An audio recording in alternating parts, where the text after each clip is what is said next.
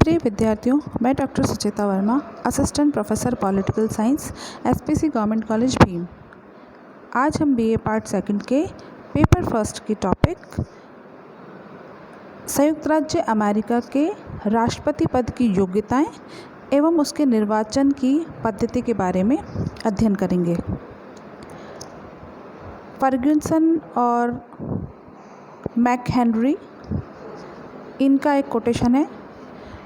उन्होंने कहा है, मंगल ग्रह से आने वाला व्यक्ति अमेरिका के संविधान को पढ़ते हुए समझेगा कि राष्ट्रपति एक निर्बल कार्यपालिका है जो बहुत सीमा तक कांग्रेस की इच्छा के अधीन है। वह अमेरिका की शासन प्रणाली को कांग्रेस की सरकार कहेगा, परंतु उन शक्तिशाली व्यक्तियों Jefferson, Jackson, Lincoln, Cleveland, Theodore Roosevelt, Wilson और फ्रैंकलिन रूजवेल्ट, जिन्होंने इस पद को धारण किया, इस पद को अत्यंत शक्तिशाली कार्यपालिकाओं में से एक बना दिया है। अमेरिकी संविधान की शक्ति का उल्लेख संविधान के अनुच्छेद 2 के एक छोटे से वाक्य में किया गया है, जिसमें कहा गया है कि अमेरिकी संघ की कार्यपालिका शक्ति एक राष्ट्रपति में निहित होगी। लेकिन संविधान के इस वाक्य से राष्ट्रपति की स्थिति स्पष्ट नहीं होती। वस्तुतः कोई भी महत्वपूर्ण संस्था वैसी ही नहीं रहती जैसा कानून उसे बनाता है। यह कथन सबसे अधिक प्रमुख रूप से अमेरिकी राष्ट्रपति के संबंध में कहा जा सकता है। फिलाडेल्फिया सम्मेलन के सदस्य नागरिक अधिकारों तथा स्वतंत्रता और राज्य की सत्ता को बनाए रखने के बहुत अधिक इच्छुक थे और राष्ट्रपति पद को बहुत अधिक शक्तिशाली नहीं बनने देना चाहते थे। लेकिन संविधान लागू किए जाने के बाद से लेकर अब तक राष्ट्रपति की शक्ति में निरंतर वृद्धि होती रही है और श्लेसिंगर के शब्दों में कहा जा सकता है कि वॉशिंगटन के समय से लेकर अब तक प्रत्येक राष्ट्रपति पदधारी ने इसे अधिक शक्तिशाली बनाने में योगदान दिया है। ऑक के शब्दों में, अमेरिका का राष्ट्रपति संसार में सबसे महान शासक हो गया है। इस प्रकार मुनरो ने लिखा है कि अब तक एक लोकतंत्र में किसी भी व्यक्ति ने इतनी अधिक सत्ता का प्रयोग नहीं किया जितना कि अमेरिका का राष्ट्रपति करता है। अब संयुक्त राज्य अमेरिका के राष्ट्रपति के पद के लिए क्या योग्यताएं हैं, उनको देखते हैं। राष्ट्रपति पद की योग्यताओं का उल्लेख संविधान के अनुच्छेद 2 की उपधारा 1 में किया गया है, जिसमें कहा गया है कि राष्ट्रपति पद के लिए वही व्यक्ति पात्र होगा जो संयुक्त राज्य अमेरिका का जन्मजात नागरिक हो। उसकी आयु 35 वर्ष से कम नहीं होनी चाहिए। वह संयुक्त राज्य अमेरिका का कम से कम 14 वर्ष का निवासी रहा हो। इसके संबंध में उसके लिए लगातार 14 वर्ष तक अमेरिका में रहना आवश्यक नहीं है, वरन कुल मिला के उसके द्वारा अपने जीवन के 14 वर्ष अमेरिका में व्यतीत किए होने चाहिए।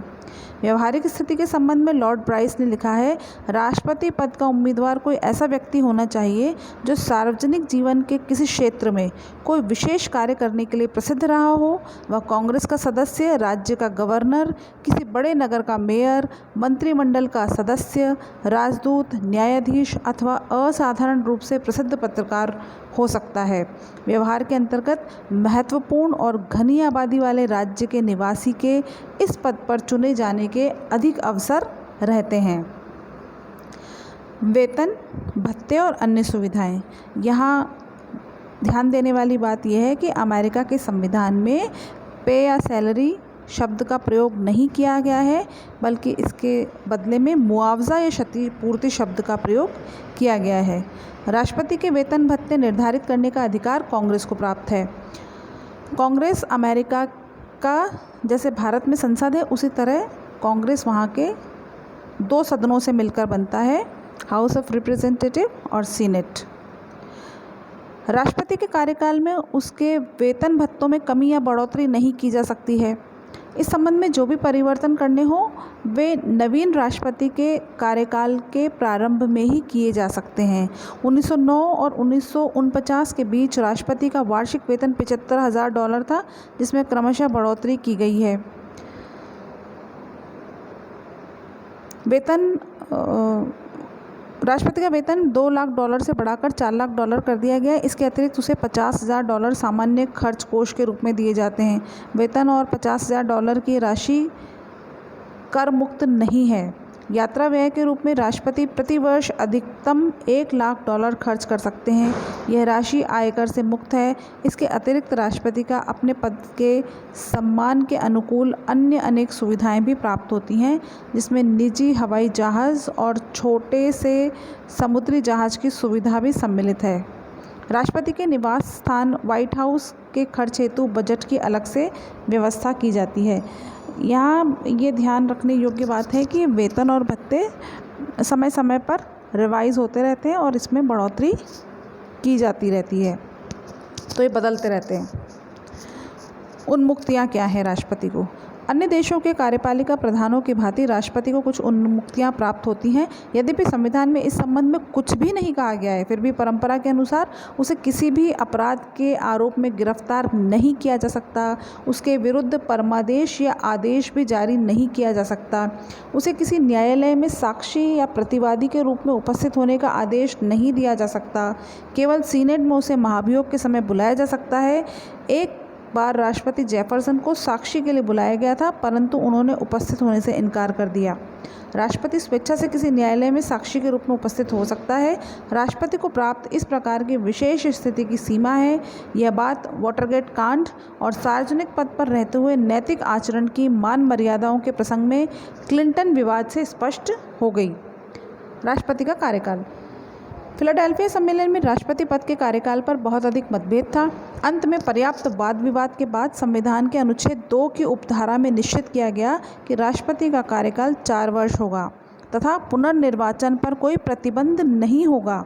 लेकिन प्रथम राष्ट्रपति वाशिंगटन ने तीसरी बार राष्ट्रपति पद का चुनाव लड़ने से इनकार कर दिया और इस प्रकार ये परंपरा स्थापित हो गई कि राष्ट्रपति 2 अवधियों से अधिक अपने पद पर नहीं रहेगा। राष्ट्रपति Jefferson, James Madison, James Monroe, Andrew Jackson ने भी तीसरी अवधि का विरोध किया। ये सभी व्यक्ति इतने लोकप्रिय थे कि तीसरी बार भी राष्ट्रपति चुने जा सकते थे। राष्ट्रपति थियोडोर रूजवेल्ट ने इस परंपरा को तोड़ने का प्रयत्न किया, किंतु तीसरी बार वे आम चुनाव में पराजित हो गए। इस प्रकार यह परंपरा भलीभांति स्थापित हो गई कि राष्ट्रपति तीसरी बार चुनाव नहीं लड़ेगा। परंतु राष्ट्रपति फ्रैंकलिन डी रूजवेल्ट ने 1940 में तीसरी बार और 1944 में चौथी बार चुनाव लड़कर इस परंपरा को तोड़ा, परंतु चौथी अवधि पूर्ण करने से पूर्व ही अप्रैल 1945 में उनका निधन हो गया। 1964 में कांग्रेस के चुनाव में रिपब्लिकन पार्टी को बहुमत प्राप्त हुआ और उस दल के राष्ट्रपति की तीसरी अवधि के विरुद्ध संविधान में संशोधन विधेयक रखा। कांग्रेस द्वारा पारित करने और राज्यों द्वारा अनुसमर्थन कर दिए जाने पर 1 मार्च 1951 को संविधान में यह 22वां संशोधन हो गया। इस संशोधन के अनुसार एक ही व्यक्ति तीसरी बार राष्ट्रपति पद पर नहीं चुना जा सकता। इसके साथ ही यदि कोई व्यक्ति जब उपराष्ट्रपति पद पर कार्य कर रहा था तभी राष्ट्रपति पद यदि रिक्त हो गया तो उस समय उसके द्वारा राष्ट्रपति पर किया गया कार्य, जैसा कि फ्रैंकलिन डी रूजवेल्ट के निधन पर ट्रूमैन द्वारा और कैनेडी के निधन पर जॉनसन द्वारा पद धारण किया गया, तो उनका कुल कार्यकाल 10 वर्ष से अधिक नहीं हो सकता। इसी संशोधन के अनुसार युद्धकाल में कांग्रेस के द्वारा राष्ट्रपति पदधारी से चुनाव लड़कर तीसरी बार राष्ट्रपति पद धारण करने के लिए आग्रह किया जा सकता है। अच्छा, वर्तमान समय में राष्ट्रपति के निर्वाचन में अपनाई जाने वाली पद्धति क्या है उसको देखते हैं। प्रमुखतः इसके 5 चरण हैं। पहला चरण उम्मीदवारों का मनोनयन। राष्ट्रपति के निर्वाचन का प्रथम चरण देश के विविध राजनीतिक दलों के द्वारा राष्ट्रपति के पद के उम्मीदवारों का मनोनयन है। अतः 1840 से रिपब्लिकन और डेमोक्रेटिक दोनों राजनीतिक दलों के उम्मीदवारों का मनोनयन विविध राजनीतिक दलों के अखिल देशीय सम्मेलन द्वारा किया जाने लगा। उम्मीदवारों के मनोनयन की पद्धति परंपरा के आधार पर अपनाई गई है और इस संबंध में संविधान में कुछ भी नहीं कहा गया है। प्रत्येक दल की राष्ट्रीय समिति अपने अपने दल के सम्मेलन के लिए समय और स्थान का निर्णय करती है और प्रारंभिक व्यवस्था करती है। प्रत्येक दल के राष्ट्रीय सम्मेलन के लिए प्रतिनिधि विभिन्न उपायों के द्वारा चुने जाते हैं, कुछ प्रारंभिक क्षेत्रों से, कुछ राज्य सम्मेलनों से और कुछ केंद्रीय समितियों द्वारा। इन प्रतिनिधियों की संख्या सामान्यतः 1500 और 3000 के बीच होती है। चुनाव वर्ष के जुलाई या अगस्त के महीने में एक बड़े हॉल में सम्मेलन होता है। सम्मेलन बहुत अधिक उत्तेजना और शोर शराबे के वातावरण में होता है। सम्मेलन में ही दल के प्रमुख नेतागण परस्पर सौदेबाजी करते हैं। दल के द्वारा उम्मीदवार चुने जाने के लिए आवश्यक है कि वह प्रतिनिधियों के मतों का पूर्ण बहुमत प्राप्त करे। मतदान की प्रक्रिया किसी उम्मीदवार को पूर्ण बहुमत प्राप्त होने तक जारी रहती है। कई बार मतदान के अनेक दौर होते हैं। अब उपराष्ट्रपति पद के लिए मनोनयन कैसे होता है? उपराष्ट्रपति के पद की उम्मीदवारी भी नामजदगी भी राष्ट्रपति पद के समान ही होती है। संयुक्त राज्य अमेरिका ने इस संबंध में परंपरा स्थापित की गई है कि राष्ट्रपति और उपराष्ट्रपति पद के उम्मीदवार न केवल अलग अलग राज्यों वरन 2 अलग अलग क्षेत्रों से होने चाहिए। इसका अर्थ है कि यदि राष्ट्रपति पद का उम्मीदवार उत्तरी राज्य से है तो उपराष्ट्रपति पद का उम्मीदवार दक्षिणी राज्यों से होना चाहिए। उपराष्ट्रपति पद के लिए प्रायः कड़ा संघर्ष नहीं होता और शीघ्र ही कोई न कोई उम्मीदवार स्पष्ट बहुमत प्राप्त करके इस पद के लिए दल का उम्मीदवार बन जाता है। दूसरा चरण है चुनाव अभियान। सम्मेलन समाप्त होने के पूर्व उपराष्ट्रपति पद के लिए मनोनीत उम्मीदवार के द्वारा दल की एक राष्ट्रीय समिति चुनी जाती है। यह समिति अपना एक प्रधान और कोषाध्यक्ष चुनती है। यह समिति अपने दल के उम्मीदवार के परामर्श से राज्यों में अपने दल के उम्मीदवार के पक्ष में तीव्र अभियान चलाती है। यद्यपि चुनाव कानून के अनुसार राष्ट्रपति के चुनाव अभियान पर अधिकतम खर्च $30,000 हो सकता है, परंतु उसका उल्लंघन करने वालों के विरुद्ध कोई कानूनी कार्यवाही नहीं की जाती। चुनाव अभियान के प्रमुख साधन टेलीविज़न, रेडियो, ट्रेन, समाचार पत्र और अपने उम्मीदवार के पक्ष में विविध प्रकार के साहित्य का प्रकाशन है। तीसरा चरण है निर्वाचक मंडल का चुनाव। इसके बाद दोनों दलों द्वारा निर्वाचक मंडल के लिए अपने उम्मीदवार खड़े किए जाते हैं। निर्वाचक मंडल के इन उम्मीदवारों को शपथ लेनी होती है और चुने जाने पर वे राष्ट्रपति और उपराष्ट्रपति के चुनाव में अपने ही दल के उम्मीदवारों को मत देंगे। 23वें संशोधन में अब निर्वाचक मंडल के सदस्यों की संख्या 538 हो गई है। निर्वाचक मंडल का चुनाव लीप वर्ष या चुनाव वर्ष के नवंबर के महीने के पहले मंगलवार को या सरकार द्वारा निर्धारित अन्य किसी तिथि को होता है। निर्वाचकों को प्रत्यक्ष रूप से मतदाताओं द्वारा चुना जाता है। निर्वाचकों के चुनाव और अन्य चुनावों में किन व्यक्तियों को मत देने का अधिकार होगा, इस संबंध में 1970 में मतदान अधिकार अधिनियम में संशोधन किया गया।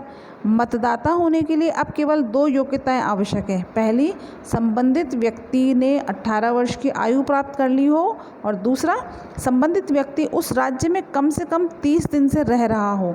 मतदाता होने के लिए अब साक्षर होना आवश्यक नहीं है। 1974 के कानून के अनुसार राष्ट्रपति पद के चुनाव प्रचार के लिए सार्वजनिक वित्त व्यवस्था है। राज्यों के निर्वाचक मंडल के सदस्यों का चुनाव सूची प्रणाली के आधार पर होता है, अर्थात मत किसी उम्मीदवार के लिए नहीं वरन दल की सूची के पक्ष में डाले जाते हैं। राजनीतिक दलों के कार्यकर्ता निर्वाचक मंडल का चुनाव लड़ते हैं। ज़्यादातर राज्यों में जिला व राज्य स्तरीय पार्टी सम्मेलनों में निर्वाचक मंडल के उम्मीदवारों का मनोनयन होता है। संविधान में यह भी कहा गया है कि कांग्रेस का कोई सदस्य या संयुक्त राज्य अमेरिका के लाभ के पद पर आसीन कोई व्यक्ति निर्वाचक मंडल का सदस्य नहीं बन सकता। इस निर्वाचक मंडल का कार्य राष्ट्रपति तथा उपराष्ट्रपति चुनने के अतिरिक्त और कुछ नहीं है। मतदान के एक दिन पूर्व राष्ट्रपति पद के उम्मीदवार मतदाताओं से रेडियो तथा टेलीविज़न पर अंतिम अपील करते हैं। निर्वाचक मंडल के सदस्यों का चुनाव व्यक्तिगत न होकर सामूहिक होता है, अर्थात जिस दल को किसी राज्य के मतदाताओं का बहुमत प्राप्त हो जाता है उसी दल के सब उम्मीदवार राष्ट्रपति के निर्वाचक मंडल के सदस्य चुन लिए जाते हैं। उदाहरण के लिए, यदि न्यूयॉर्क राज्य के रिपब्लिकन निर्वाचक सूची को 30 लाख मत मिले हैं तो डेमोक्रेटिक निर्वाचक सूची को 31 लाख मत, तो न्यूयॉर्क राज्य से निर्वाचक मंडल के सभी 43 सदस्य डेमोक्रेटिक दल से चुन लिए जाएंगे। राष्ट्रपति का जो उम्मीदवार 538 निर्वाचकों में से 270 मत प्राप्त कर लेता है, उसे राष्ट्रपति पद प्राप्त होने का विश्वास हो जाता है। चौथा चरण है निर्वाचक मंडल द्वारा राष्ट्रपति का चुनाव। निर्वाचक मंडल द्वारा राष्ट्रपति का चुनाव मात्र एक औपचारिकता है, क्योंकि ऑग और रे के शब्दों में निर्वाचक मंडल के सदस्य अपने राजनीतिक दल की रिकॉर्डिंग मशीन मात्र होते हैं। प्रायः निर्वाचक मंडल के सदस्य लोकप्रिय मतों का आदर करते हुए राष्ट्रपति और उपराष्ट्रपति चुनाव में अपने ही दल के उम्मीदवार के पक्ष में मतदान करते हैं, लेकिन अमेरिकी कानून के अनुसार वे किसी भी उम्मीदवार को अपना मत देने के लिए स्वतंत्र हैं। अमेरिकी इतिहास में ऐसा अनेक बार हुआ है कि किसी राजनीतिक दल के निर्वाचक मंडल के सदस्य ने किसी अन्य दल के उम्मीदवार को अपना मत दिया हो।